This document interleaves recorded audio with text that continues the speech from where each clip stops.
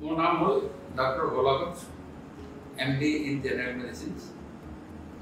মই চাকৰিৰ পৰা অৱসৰ লৈ 35 বছৰ চাকৰি অৱসৰ লৈ ছেপ্টেম্বৰৰ 1 তাৰিখৰ পৰা মই তেজপুৰতে প্ৰাইভেট প্ৰেক্টিচেৰে কৰি আছোঁ। মোৰ বৰ্তমান এড্ৰেছ হ'ল Tezpur Morabhalipar Dhannagar post office Tezpur district Sonitpur আৰু মোৰ পিন নম্বৰ হ'ল 784001। এতিয়া মই আজি 28 জুলাই ৱৰ্ল্ড হেপাটাইটিছ ডে।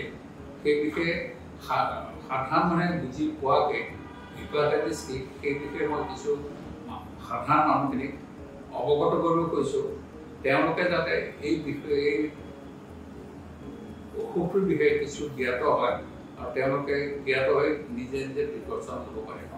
আজি 28 জুলাই এইটো গোটেই পৃথিৱীতে ৱৰ্ল্ড হেপাটাইটিছ ডে হিচাপে পালন কৰা হয় আৰু সেই উদ্দেশ্যে আগত ৰাখি মই আজি সাধাৰণ মানুহে বুজি পোৱাকৈ হেপাটাইটিছ বিষয়ে কিছু কথা তেখেতসকলক অৱগত কৰিব খুজিছোঁ, যাতে তেখেতসকলে এই মাৰাত্মক হেপাটাইটিছ বেমাৰটো নিজে নিজে কিছু প্ৰতিষেধক লৈ অসুখটো নোহোৱাকৈ থাকিব পাৰে। হেপাটাইটিছ বেমাৰটো হ'ল আমাৰ মানুহে সাধাৰণতে আমাৰ ইয়াত মানে হেপাটাইটিছ মানে জণ্ডিছ বুলিয়েই কয়। জণ্ডিছ হেপাটাইটিছ বুলি ক'লে আমাৰ সাধাৰণ মানুহখিনিয়ে এইটো বুজি নাপাব। এনেই হেপাটাইটিছ হ'ল এইটো ইনফ্লেমেশ্যন বা লিভাৰ ইনফ্লেমেশ্যন মানে বুজা যায় কি আমাৰ বডি আমাৰ দেহৰ কোনোবা অংশত যদি কিছু দুখ পোৱা যায়, কিবা ইনফেকশ্যন থাকে, সেই অংশটো ফুলি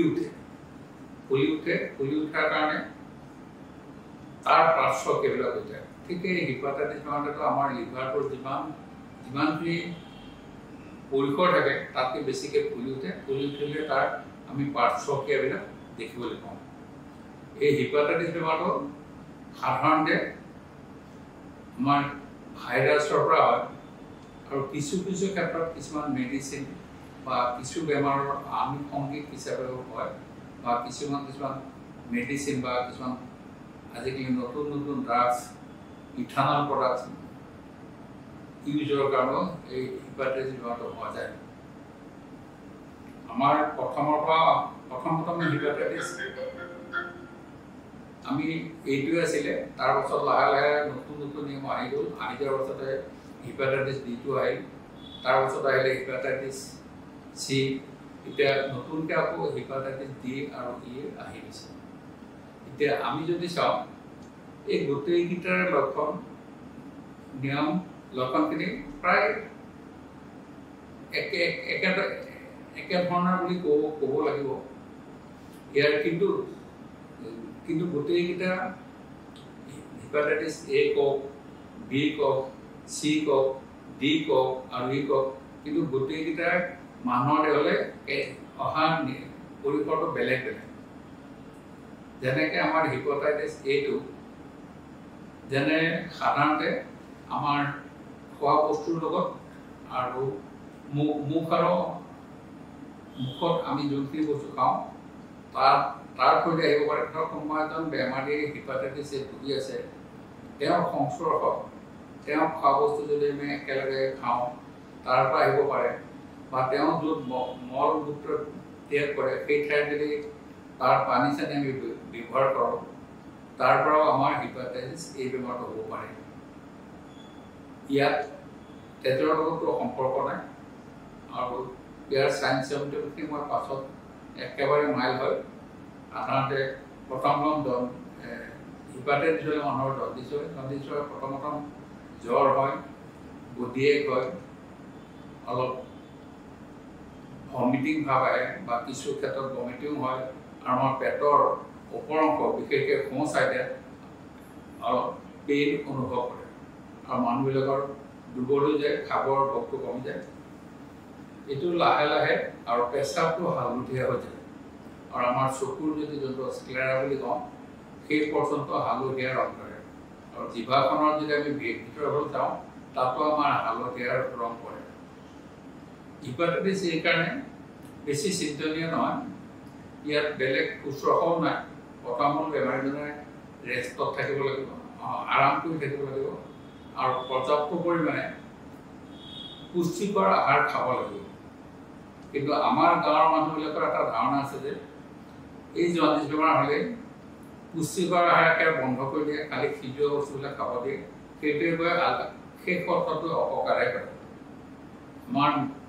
আমাৰ মেডিকেল বিধিমতে মানুহজনে যিমানখিনি খাই তেওঁ হজম কৰিব পাৰে সেই হিচাপে পুষ্টিকৰ আহাৰে খাব লাগে।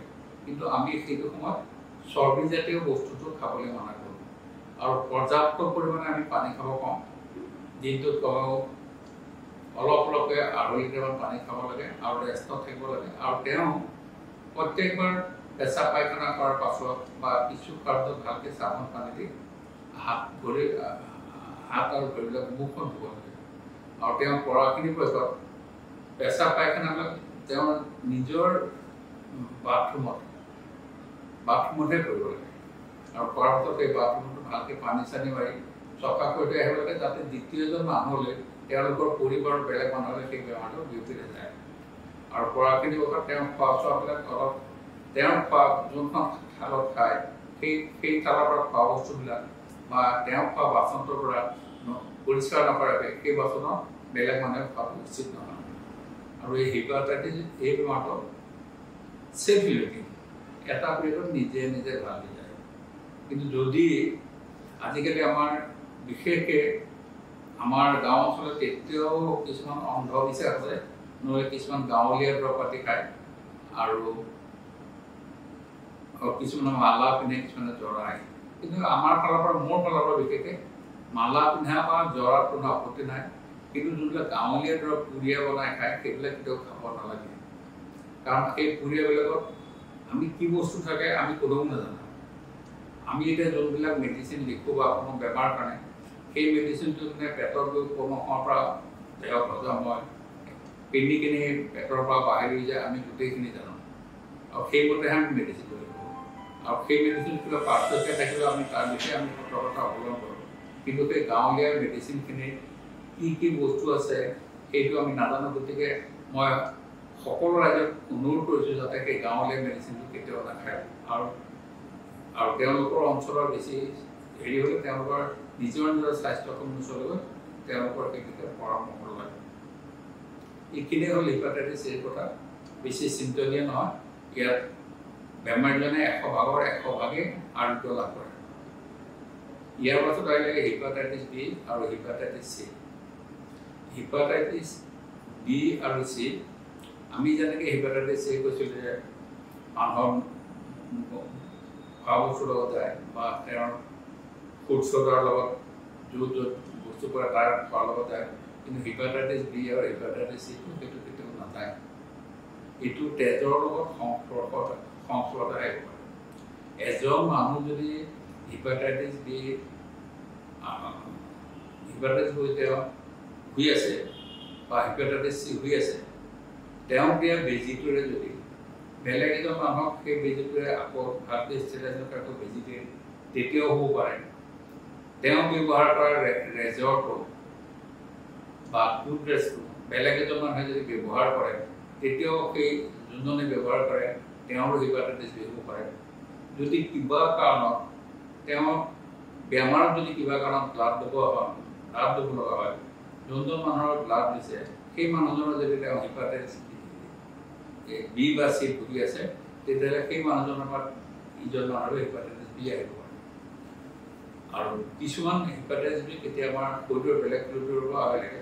এজন মানুহ যদি হেপাটাইটিছ বি ভুগি আছে, তেওঁ যদি সেই মানুহজনে যদি বেলেগ এজন মানুহক যদি তেওঁ ছেক্সুৱেল যদি সংস্পৰ্শলৈ আহে, তেতিয়াও হয়তো সেই মানুহজনলৈ হেপাটাইটিছ বি যাব পাৰে। ইয়াৰ হেপাটাইটিছ বি আৰু চিৰ লক্ষণখিনি প্ৰায় আগৰ নিচিনা একেই।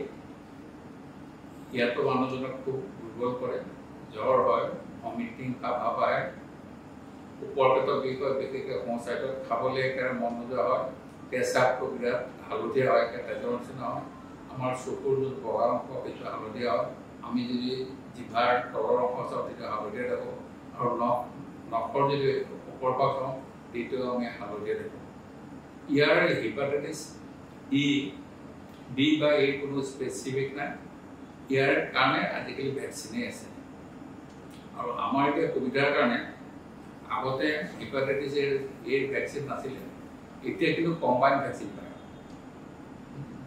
আমি ভেকচিন লৈ পেলাই এইটো প্ৰটেকশ্যন কৰিব পাৰোঁ ইয়াৰ ভিতৰত গোটেইকেইটা ইয়াৰ পাছত আহিলে হেপাটাইটিছ ডি এই বেমাৰটো এবিধ মাৰাত্মক ইয়াত যদি কথাটোৱে শুশ্ৰূষা লোৱা নহয় তেতিয়া হয়তো মানুহজন বিপদত পৰিব পাৰে ইটো চেফ বিল্ডিং ইও নিজে নিজে ভাবি যায়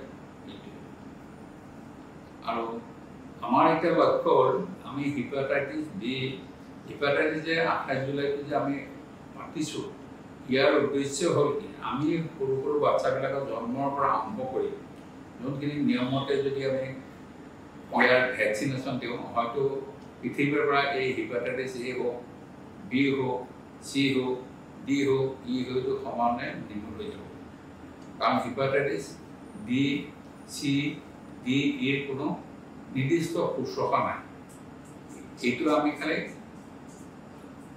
বেমাৰটো নোহোৱাকৈ ৰাখিব পাৰোঁ আৰু ৱৰ্ল্ড হেল্থ অৰ্গেনাইজেশ্যনৰ এটা হেৰি আছে 2030 চনত যাতে আমি কমেও 4.5 মিলিয়ন পিপুলৰ এই হেপাটাইটিছ বেমাৰটোৰ পৰা ৰক্ষা কৰিব পাৰোঁ এইখিনিয়ে থলুল কথা